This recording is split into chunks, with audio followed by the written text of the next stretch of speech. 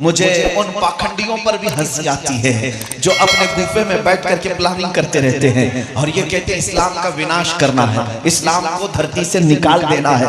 मैं उनको बार बार यही कहता हूँ, तुम अपने जिस्म की खुजली नहीं मिटा सकते, दीन को मिटाने की बात करते हो, इस्लाम को खत्म करने की बात करते हो।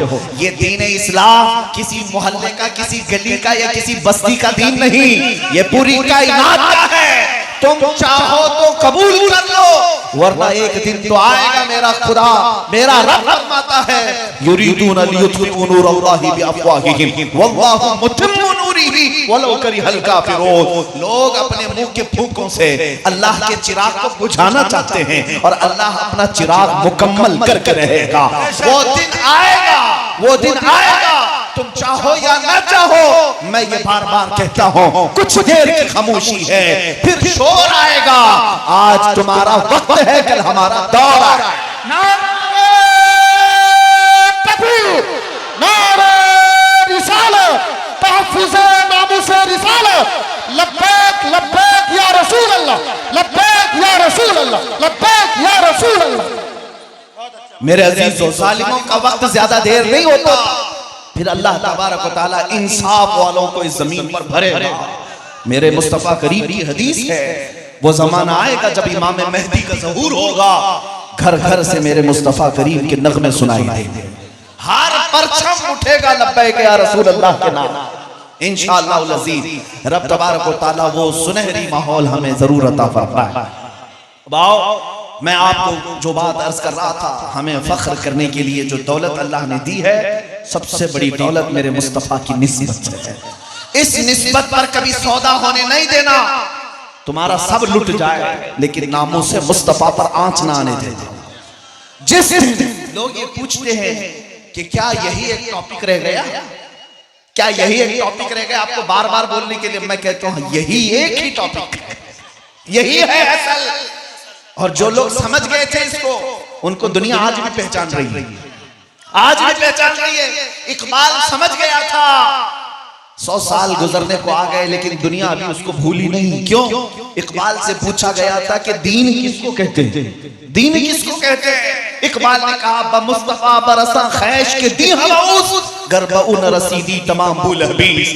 इकबाल कहता अपने आप को रसूलुल्लाह के कदमों तक पहुंचा दे, यही दीन है, यही दीन है। और अगर उन तक नहीं पहुंच सका तो जिंदगी अबू लहब की तरह, अबू लहब की तरह। इसीलिए आला हजरत से पूछा गया, आला हजरत से पूछा गया कि दीन क्या है, दीन किसे कहते हैं। तब आला हजरत ने पुकार कर कहा अल्लाह की सरताब कदम शान है ये, इंसान नहीं इंसान वो इंसान है ये। कुरान तो ईमान बताता है उन्हें, और ईमान ये कहता है मेरी जान है। ईमान की जान रसूलुल्लाह की जात से। जो लोग समझ गए कि असल टॉपिक यही है, असल टॉपिक यही है। हाँ, मुद्दे बहुत है हमारे पास बात करने के लिए, बहुत आवारगी है, बेहयाई है, बदअखलाकी भी आ गई, एजुकेशन में कमी आ गई, औरतों के पर्दे के मसाइल, घरों के अंदर बेहयाई के मसाइल, बहुत कुछ आ गए। मसाइल बहुत है बात करने के लिए, लेकिन मैं ये कहता हूं सारे मसाइल का हल है, सारे मसाइल का हल। जैसे कि आपको मैं बताऊं, एक साहब आए हुजूर पाक सल्लल्लाहु अलैहि वसल्लम की बारगाह में, कहा मैं बहुत सारी गलत काम तो करता हूं, मेरे अंदर बहुत सारे हैं, लेकिन आप जिसको कहेंगे मैं वो छोड़ दूंगा। एक ही चीज बोली नबी पाक सल्लल्लाहु अलैहि वसल्लम ने फरमाया आज से तू वादा कर ले कि झूठ कभी नहीं बोलेगा, झूठ कभी नहीं बोले। हुजूर के हाथ पर वादा किया कि दूसरी सारी चीजों की बात तो नहीं करता, लेकिन झूठ नहीं बोलूंगा। गए और उसके बाद जब अपनी पुरानी आदतों के मुताबिक दूसरी बुराइयों का ख्याल आया, शराब पी लें, जुआ खेल लें या कुछ और काम कर लें, लेकिन ज़हन में ये भी बात आती कि रसूलुल्लाह के पास जाएंगे, अगर सवाल करेंगे तो झूठ नहीं बोल सकता, बोलना पड़ेगा कि हाँ ये किया। सिर्फ नबी पाक सल्लल्लाहु अलैहि वसल्लम के दस्ते अक़दस पर वादा एक चीज को छोड़ने का किया था, दूसरे दिन हाजिर होकर के कहा या रसूल अल्लाह आपकी बदौलत सारी चीजें छूट गई, सारी चीजें छूट गई। मैं कहता हूं सारे मसाइल का हल है हमारे पास, सारे मुद्दे एक साथ खत्म हो जाएंगे, सबका हल है। तुम्हारे एजुकेशन के मसाइल, तुम्हारी गरीबी के मसाइल, तुम्हारे दीन पर आने वाले मसाइल, तुम्हारे औरतों के मसाइल, सब मसाइल का हल है सिर्फ किस बात पर कि मोहम्मद से वफा तूने, कि मोहम्मद से वफा तूने, तो हम तेरे हैं। ये जहां चीज है क्या लौहो कलम तेरे हैं, माशाअल्लाह माशाअल्लाह, लौहो कलम तेरे हैं, सब कुछ तुम्हारे लिए अल्लाह ने रखा है। बस शर्त यह है कि तू मुस्तफा करीम का पूछा, नबी पाक सल्लल्लाहु अलैहि वसल्लम की वफादारी में आ जा। ऐ मेरे अजीजों नौजवानों, अब थोड़ी सी काम की बात ये मैं करता हूँ, क्या जिंदगी गुजारने के जो आज तरीके हैं हमारे बच्चों ने अपना लिए, क्या उन्हें ये ज़ेद देता है कि उनकी निस्बत मुस्तफ़ा से जब जोड़ी जाए तो चेहरा तुम्हारा कैसा, मुस्तफ़ा करीम का क्या, और तुम्हारे अखलाक कौन से, नबी पाक के अखलाक कौन से थे। दुनिया जब उंगली उठाएगी सिर्फ तुम्हारा नाम लेकर के नहीं बोलेगी, बल्कि ये भी कहेगी मोहम्मद के गुलाम ऐसे होते हैं। मेरे अजीजों, अगर मेरे मुस्तफा की मोहब्बत का पास और लिहाज है तो अपने आप को बदलना शुरू करो, अपने आप को बदल लो कि आज दुनिया तुम्हें देखे तो पुकार करके कहे कि इसके पास से मदीने की खुशबू आती है, ये चलता फिरता है तो मुस्तफा करीम की याद आती है। तुम अपने आप को ऐसा बना लो, आज से बदलने की कोशिश करो। मेरे अजीजों, तुम बताओ, एक सवाल मैं ये करता हूं मर्दों से भी और औरतों से भी, आप मेरे सवाल का जवाब दें। ऐ नौजवानों, क्या तुम इस बात पर यकीन रखते हो कायनात में सबसे ज्यादा हसीन चेहरा मेरे मुस्तफा का? यकीन है तुम्हें इस बात का? किसी को शक है? औरतों से, क्या औरतें इस बात का यकीन रखती हैं कि कायनात की सबसे इज्जत वाली खातून मेरे मुस्तफा की बेटी सैयदा फातिमा ज़हरा है? यकीन है इस बात पर? मुझे अब बताओ, तुम्हें हुजूर के हुस्न पर यकीन है और उन्हें औरतों को सैयदा ज़हरा की चादर पर यकीन है, तो फिर मैं ये पूछता हूँ, रसूलुल्लाह सबसे ज्यादा हसीन चेहरा रखते थे, तो ऐ नौजवानों, उस हसीन चेहरे की इक्तिदा करने की बजाय तुम दुनियादारों के चेहरों को क्यों अपनाने लगे? बेशक तुम यकीन कुछ और बात का करते हो, चलते किसी और बात करो।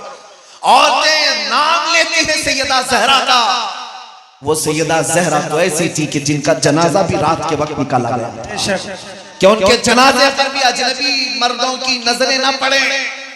तो सैयदा ज़हरा पर यकीन रखने वाली खवातीन से पूछता हूं, तुम्हारे दुपट्टे कहां गए, तुम्हारा पर्दा कहां गया? अगर तुम सच्ची मोहब्बत करते हो तो सिर्फ जुबान से नहीं कहोगे, अपनी जिंदगियों में अमल करके दिखाओ, सुभान अल्लाह, अमल करके दिखाओ। दुनिया को आज जवाब देने के लिए सिर्फ स्टेज ही नहीं, दुनिया को जवाब देने के लिए आज सिर्फ माइक ही नहीं, ये तो वक्त की जरूरत है, हम बोल ले रहे हैं। वरना है मुसलमानों, जिस दिन तुम तय कर लोगे, जिस दिन तुम अहद कर लोगे, जिएंगे तो सिर्फ मुस्तफा करीम के कदमों पर जिएंगे, और जिएंगे तो सिर्फ नबी पाक के अखलाक पर जिएंगे। फिर मैं बताता हूं, फिर तुम्हें किसी तंजीम की, किसी फौज की भी जरूरत नहीं, तुम्हारा चलना फिरना भी लोगों के लिए दुश्वार हो जाए। तुम्हारी हैबत अल्लाह ताला लोगों के दिलों पर डाल देगा, तुम्हारी हैबत डाल देगा। सिर्फ क्यों? नबी पाक के अखलाक में वो तासीर है कि बादशाहों की कुर्सियां भी हिल जाया करती, बादशाहों की कुर्सियां भी हिल जाया करती हैं। हुजूर पाक सल्लल्लाहु अलैहि वसल्लम के गुलाम सहाबा जब किसी मुल्क में जाते थे तो वहां की पूरी फौज थरथराती थी, बादशाहों को भी बात करने में डर लगता था। मोहम्मद अरबी के गुलाम हैं, ये इज्जत करते हैं, पेशानी झुकाते हैं तो सिर्फ अपने रब के सामने, और दिल में किसी को रखते हैं तो सिर्फ मोहम्मद अरबी को रखते हैं। इसलिए दुनिया उन लोगों से बात करने में भी डरती थी। आज तुमने जो चीजें बदल लिया, इसलिए हर कोई तुम्हारे ऊपर हथौड़े मार रहा है, हर कोई। एक बात बता करके मैं अपनी गुफ्तगू को समेट देता हूं, सुनो। फुटबॉल खेलने वाले और फुटबॉल देखने वाले सब जानते हैं, मैं अपने साथ पेश आने वाला वाकया आपके सामने बयान कर रहा हूं। मिस्र की सरजमीन में हमारे पढ़ने के जमाने में हमारे एक उस्ताद ने इम्तिहान टेस्ट हो रहा था, उस दौरान हमसे सवाल किया था, तुम्हें पता है फुटबॉल में कितने प्लेयर होते हैं? मुझे तो नहीं पता था, क्योंकि उस खेल से हमारा कोई इंटरेस्ट था नहीं। उन्होंने कहा 11-11 प्लेयर होते, 2 टीमें होती हैं। कहा अच्छा, देखा तो मैंने भी ये फुटबॉल बहुत सारे। हमारे उस्ताद ने पूछा तुम देखे हो, क्या करते क्या है? कहा कि हाँ, इधर से बॉल को, फुटबॉल को वो भगाते जाते हैं, उधर से वो भगाते जाते हैं, हर कोई लात मार रहा होता है। सोचने वालों की सोच तो देखो। उस आलिम दीन हमारे उस्ताद ने कहा, फुटबॉल को सारे लोग क्यों किक मार रहे हैं, क्यों उछाल रहे हैं? कहा, मैंने कहा वो तो खेल है, यही तो करेगा उसने। कहा वो बॉल जो है फुटबॉल हवा से भरा हुआ है, अगर अंदर पत्थर होता मजबूत तो इनकी मजाल होती कि कोई पांव मारता। अंदर से खाली है, खाली हवा भरी हुई है, इसलिए हर कोई मारे जा रहा है। वो कहते मैंने सिर्फ ये ऑब्जर्व किया और उसके बाद फिर महसूस किया कि जब हमारी कौम इश्क़ रसूल से खाली हो जाए तो फिर हर कोई पांव से हमें मारने लग जाता है। कोई इधर से उड़ाता है, कोई उधर से उड़ाता है। और अगर तुम्हारा सीना इश्क़ मुस्तफा से भर जाए फिर मजाल है कोई तुम्हारी तरफ उंगली भी उठाकर बात कर रहा है। ये दौलत इसलिए कि मैंने देखा है कि कैसे कैसों पर रौब तारी करती है। अभी माज़ी करीब में हमारे बहुत ऐसे आलिम दीन जिन्होंने लाखों दिलों में इश्क़ मुस्तफा की शमा रोशन की है। अल्लाह उनकी तुरबत पर करोड़ों रहमतें नाज़िल करे। मेरे बाबा खादिम हुसैन रज़वी रहमतुल्लाह अलैह सुभान अल्लाह, पैरों से माजूर थे, पैरों से माजूर थे, व्हील चेयर पर बैठ करके आते और जब मिंबर पर बिठाया जाता और तकरीर करते या फिर एक बार लब्बैक या रसूल अल्लाह का नारा लगाते, वो नारे की गूंज तो यूरोप की धरती में भी पहुंचती थी। बड़े बड़े लोगों की कुर्सियां हिलती हुई नजर आती थी। क्यों? मैंने बहुत करीब से महसूस किया एक माजूर आलिम दीन की बात को इतना सीरियस ये क्यों ले रहे हैं। फेसबुक, इंस्टाग्राम और कई सोशल साइट ऐसी हैं जिन्होंने बैन लगा करके रखा है, इस मौलाना की तकरीरें हमारी साइट पर नहीं चलेंगी। मैंने पूछा, देखा कि है क्या इस मौलाना के अंदर? अरे पैरों से खड़ा नहीं हो सकता और व्हील चेयर पर बैठा हुआ है। फिर पता चला माजूर ही क्यों ना हो, ताकत तख्त और ताज का नाम नहीं, ताकत हुकूमत और सियासत का नाम नहीं, असल ताकत इश्क़ मुस्तफा का नाम है। नारे तकबीर, नारे रिसालत, लब्बैक लब्बैक लब्बैक या रसूल अल्लाह। यही असल चीज है, यही असल चीज है। हो ना ये फूल तो बुलबुल का तरन्नुम भी ना हो, चमन दहर में कलियों का तबस्सुम भी ना हो ना ये साकी तो मैं भी ना हो, खुम भी ना हो, बस बस तौहीद दुनिया में ना हो, तुम भी ना हो। हुजूर के नाम से सारी दुनिया आबाद है, खीमे अफलाक का इस्तादा उसी नाम से है, नबज़े हस्ती तपशा मादा उसी नाम से है, दश्त में दामने कोहसार में मैदान में है, बहर में मौज की आगोश में तूफान में है, चीन के शहर मराकश के बयाबान में है और पोशीदा हर मुसलमान के ईमान में है। वो नाम है मुस्तफा ही असल है और वही इज्जत भी देता है, वही ताकत भी देता है।